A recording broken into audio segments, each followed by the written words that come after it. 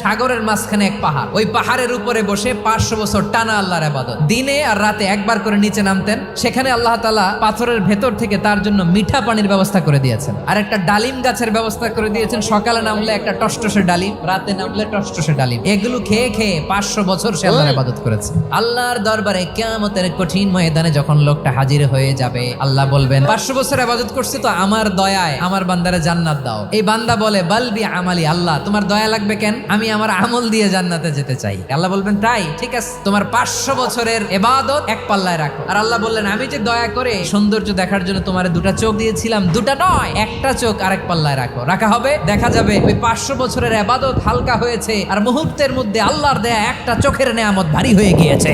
ফলাফল দেখো, হিসাব বলে তুমি এখন জাহান্নামে যাবা, যাও এবার জাহান্নামে যাও। এবার লোকটা কাচুমাচু করে বলে আল্লাহ এবার আমি বুঝতে পেরেছি তোমার দয়া ছাড়া দুনিয়ায় কেউ জান্নাতে যেতে পারবে না।